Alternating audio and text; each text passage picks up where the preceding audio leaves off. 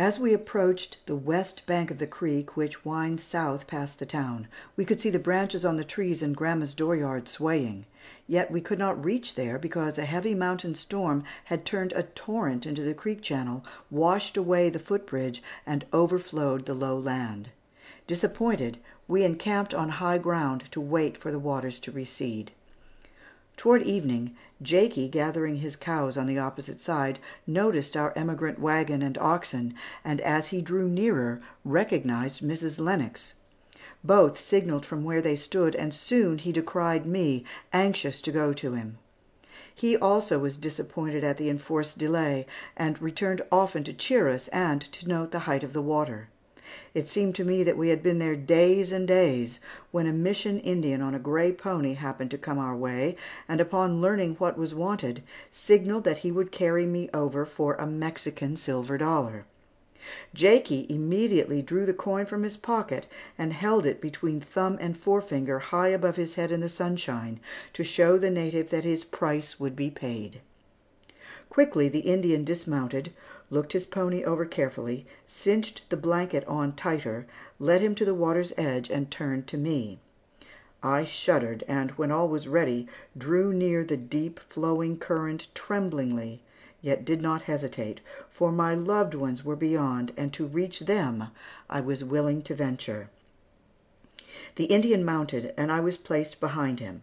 By sign, he warned me not to loosen my hold, lest I, like the passing branches, should become the water's prey. With my arms clasped tightly about his dusky form, and his elbows clamped over them, we entered the stream. I saw the water surge up around us, felt it splash over me. Oh, how cold it was!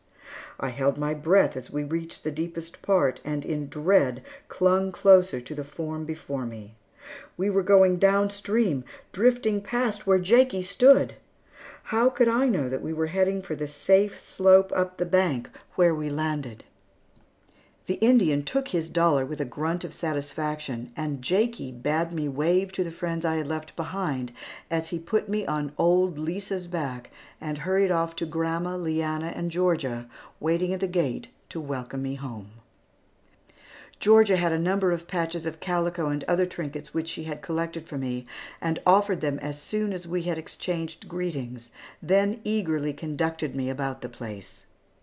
Grandma was more energetic and busier than at the fort, and I could only talk with her as she worked, but there was so much to see and hear that before nightfall my feet were heavy and my brain was weary.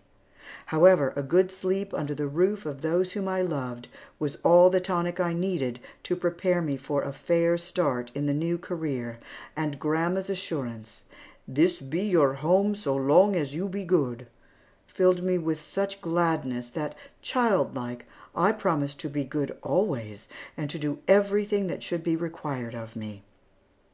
Most of the emigrants in and around the Pueblo of Sonoma were Americans from the western frontiers of the United States.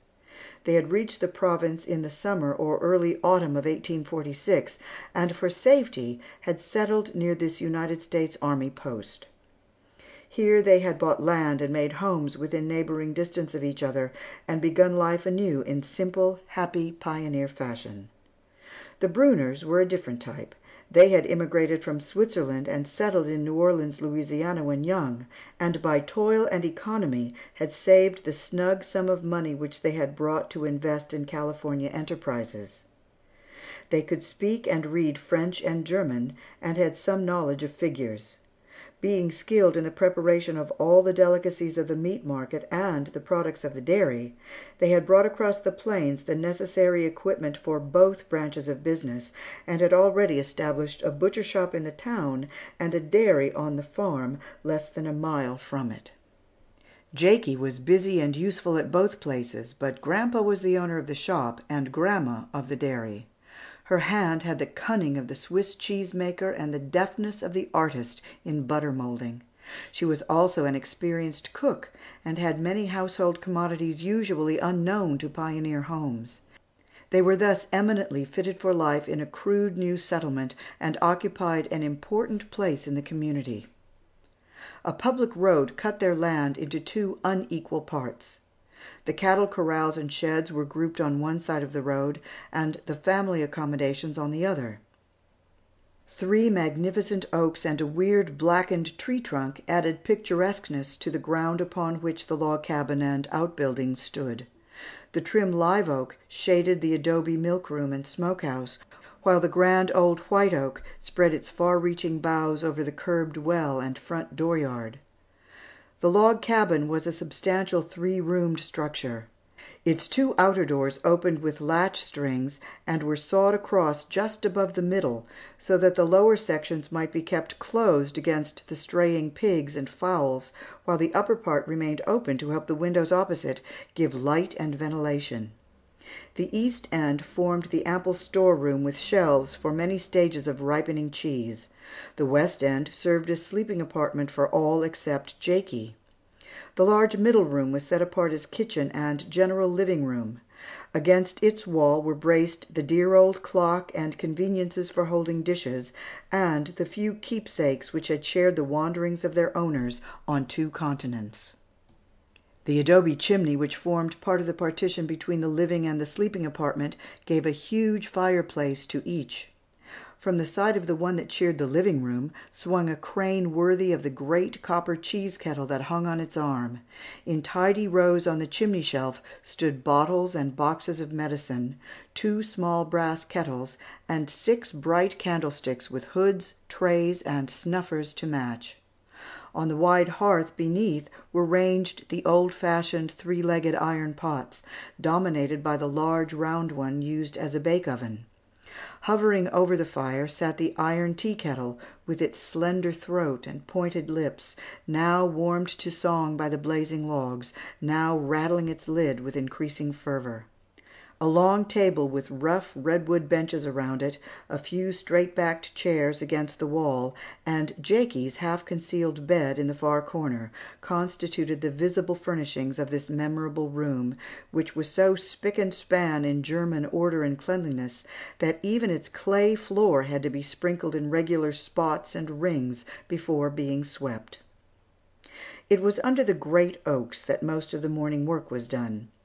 There the pails and pans were washed and sunned, the meats chopped, the sausage made, head cheese molded, ham and bacon salted, and the lard tried out over the outdoor fires. Among those busy scenes, Georgia and I spent many happy hours and learned some of our hardest lessons. For to us were assigned regular tasks, and we were also expected to do the countless little errands which save steps to grown people and are supposed not to tire the feet of children. Grandma, stimulated by the success of her mixing and molding, and elated by the profit she saw in it, was often too happy and bustling to remember how young we were, or that we got tired, or had worries of our own to bear. Our small troubles, however, were soon forgotten when we could slip away for a while to the lovely playhouse which Leanna had secretly made for us in an excavation in the backyard. There we forgot work, used our own language, and played like other children. For we owned the beautiful cupboard dug in the wall, and the pieces of delft and broken glass set in rows upon the shelves. Also the furniture made of stumps and blocks of wood, and the 2 bottles standing behind the brush barricade to act as sentries in case of danger during our absence. One stolen visit to that playhouse led me into such disgrace that Grandma did not speak to me the rest of the day, and told Jakey all about it. In the evening, when no one else was near, he called me to him. I obeyed with downcast head. Putting his hand under my chin and turning my face up, he made me look straight into his eyes as he asked, "Who broke that glass cup what Grandma left on the dinner table full of milk and told you watch it bis Hendrik come home to his dinner or bis she be done mit her nap?" I tried to turn my eyes down, but he would not let me, and I faltered, "The chicken knocked it off, but he left the door open so it could get in." Then he raised his other hand, shook his finger, and in awe-inspiring tone continued, "Yes, I be sure the chicken do that, but what for you tell Grandma that Heinrich do that? Der Devil makes people tell lies, and then he catches thee for his fire, und he